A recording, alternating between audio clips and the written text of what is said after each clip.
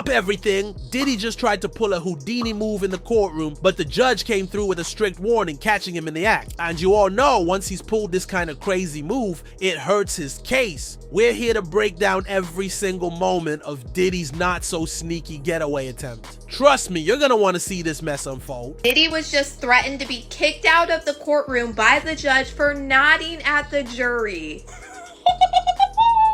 This man is too full of himself. This is absolutely crazy. The judge overseeing Sean Diddy Combs' criminal trial isn't playing around. He actually threatened to boot Diddy right out of the courtroom because the music mogul was caught nodding and making some seriously shady faces at the jury. People have described what he was doing as aggressive. Like, sir, this isn't a reality show, and you're definitely not supposed to be sending secret messages to the people who are literally deciding your fate. Judge Arun Subramanian didn't hold back. He called Diddy's courtroom behavior absolutely unacceptable. The judge said, "I could not have been clearer. There was a line of questioning where your client was nodding vigorously and looking at the jury. And there was a subsequent moment we had at a sidebar, and I looked and I saw your client looking at the jury and nodding aggressively. Now, of course, Diddy's lawyers had to step in real quick and promise the judge that their client would keep it professional from here on out. Because let's be honest, nobody wants to be the star of a courtroom drama for all the wrong reasons. This isn't just about breaking legal rules. It's about respect, decorum, and maybe just basic manners. But the fact that Diddy was even trying to communicate with the jury like that, that's a whole new level of bold, and definitely not in a good way. That during one of the sidebars, it looked like Diddy's family was really pleased with how things were going. Now, after that warning, I didn't see Diddy nodding his head, but I noticed that he was scanning the jury when they were talking about freak-offs with victim number 2. It turns out that he also communicates with his family members often. On Monday, June 9th, right after lunch, the music mogul paused for a moment that had everyone talking. He turned to his mother, Janice Combs, and mouthed the words, "I love you, mommy." Now that might sound sweet and all, but in the tense atmosphere of a courtroom, every little move is under a microscope. You can bet the cameras caught that tender gesture, and the internet went wild trying to decode what it really meant. Was it just a loving moment? Or maybe a secret message? Either way, it was classic Diddy, always making sure he's sending signals even if they're not always crystal clear. Recently, a body language expert, Judy James, broke down Diddy's attitudes. Apparently, all those warm hugs and gestures of humility from Diddy, girl, they might not be just random acts of affection. No, these moves could be part of a carefully choreographed defense strategy. Like when Diddy gives his female attorneys big warm hugs, it's not just because he's sweet. It's a calculated move to make him look trustworthy and likable. Judy explains that in high-profile cases, these greeting rituals are designed to create a certain vibe, especially for the jury watching every little thing. The more positive the energy, the less guilty someone might appear. That's some savvy courtroom psychology right there. And wait, there's more. During one hearing, Diddy raised his fist in the air.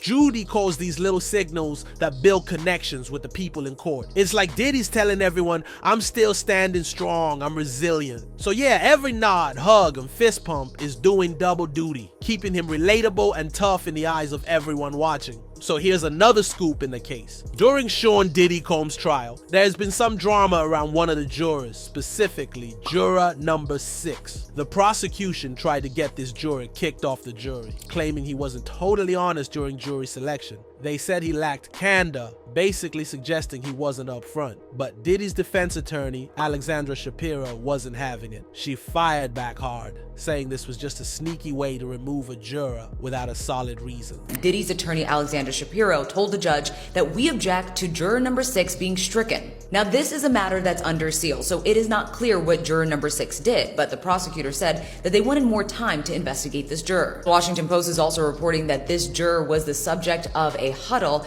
that both sides had with the judge in the robe room yesterday. Shapiro, who's no stranger to high-profile cases, she also represented Sam Bankman-Fried recently, made it clear that the defense sees this move as unfair and possibly biased. She stressed that trying to dismiss a juror like this threatens the whole idea of a fair trial and raises some serious questions about whether the jury selection process is truly impartial. The judge hasn't made a final call yet and said he'd take some time to think it over, planning to rule later in the week. Now let's get into the real highlight of week 4 of Diddy's trial. The spotlight is now on on a woman using the pseudonym Jane, who claims to be Diddy's ex-girlfriend from 2021 to 2024. And guys, her testimony is hitting eerily close to Cassie's. She's described multiple hotel nights that mirror the so-called freak-off scenarios Cassie detailed in week 1, which involved wild fueled parties involving male workers for Diddy's pleasure. According to her, it wasn't just about twisted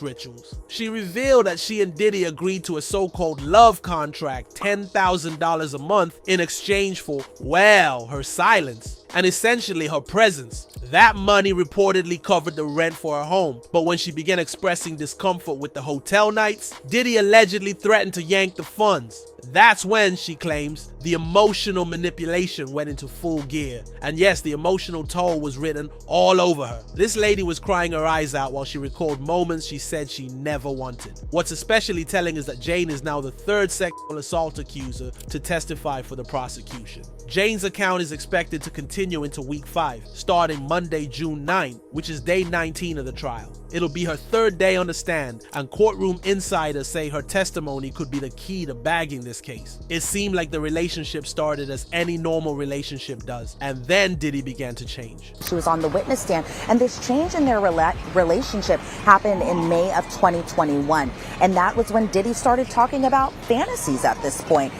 Jane had said, he wanted me to talk about other men. Do you like what you see? Pretend it's here. And this is while the two were watching together. So far, everything she said aligns with Cassie's explosive 4-day statement in week 1, where Cassie described hundreds of fueled freak-offs involving third-party while Diddy allegedly watched, sometimes directed, and pleasured himself. If Jane's upcoming testimony continues to mirror Cassie's with even more detail, we're looking at a strategy that could solidify a disturbing behavior for the jury. Add in the previous witness accounts, and you've got what looks less like a lifestyle. It was at this point that the defense brought text messages between Jane Doe and Diddy to try to paint the narrative that the relationship was consensual and no abuse happened, but it made the case worse for them. Jane began her testimony by reading aloud a series of explicit messages allegedly sent to her by Diddy. In one message, he reportedly wrote, "Send me some of you being bad girl." She interpreted this as a demand for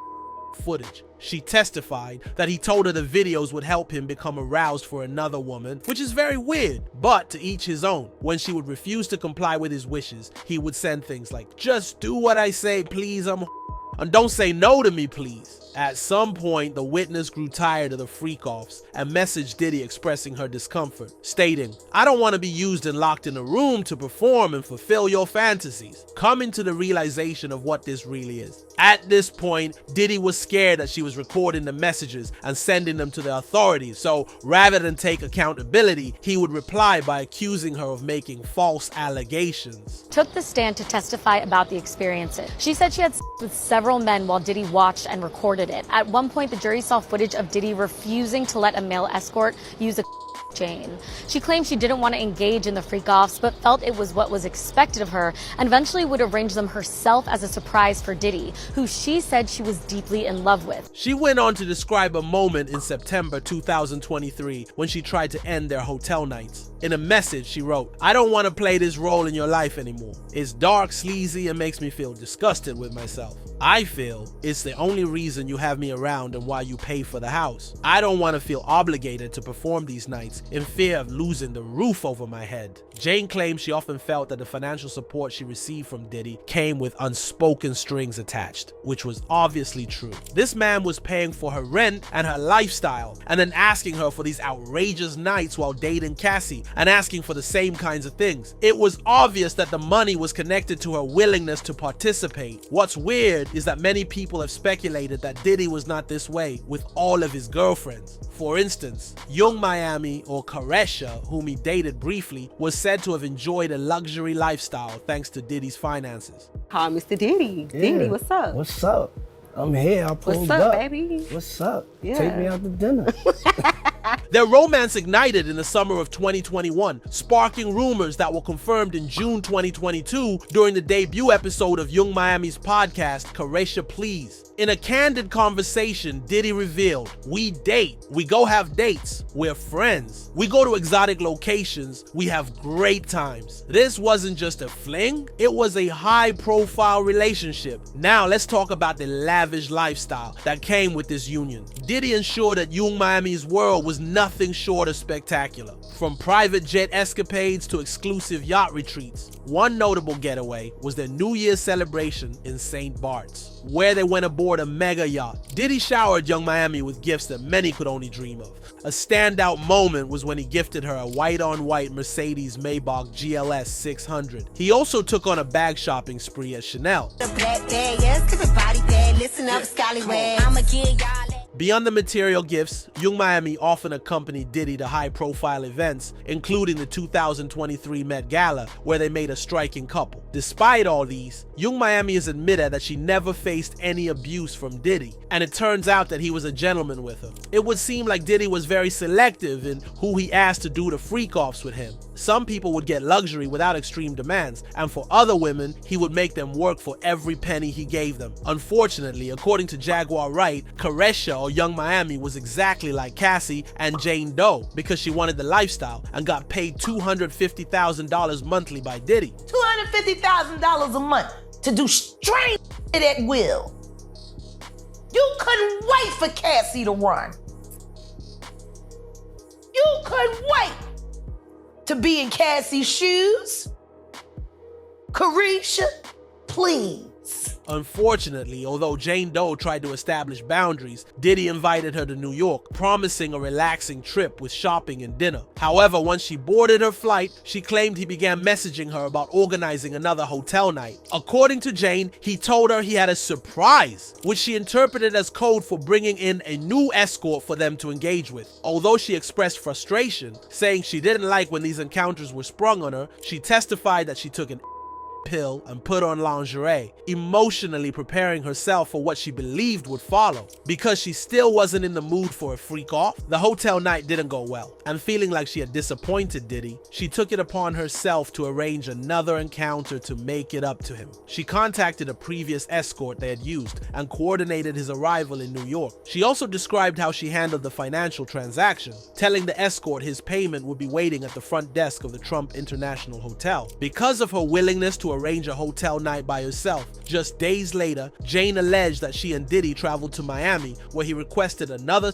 sexual encounter with the same escort. According to her, he later joined them, continuing the pattern of freak-offs. By October 2023, Jane testified that Combs had asked her to arrange a party involving more escorts. Around that time, she saw photos online of Diddy with one of his ex-girlfriends, which upset her deeply. She sent him a message saying, "You got that girl next to you, so figure it out," to which he allegedly replied, "You're the only thing that's gonna put me at peace, please." Jane pushed back again, saying, "Introduce her to Pig. It's not me, it's the entertainment that puts you at peace." P, she clarified, referred to Paul, an escort they had previously been involved with. At that point, Jane told Combs she needed a break, stating, I'm not an animal. I need a break. I don't want to do anything. I've hit a wall." She testified that Diddy had pressured her into sexual acts with strangers over a period of 3 years, and that she was emotionally and spiritually exhausted. So her story was very similar to all these other girls' stories. So first, he love bombs you, okay? He gives you all these gifts, it takes you on the trips, you know, he gives you all the attention, and they fall in love, okay? And then he slowly starts to introduce the freak-off concept, okay? And all of their stories are the same. As her testimony grew more emotional, Jane told the court that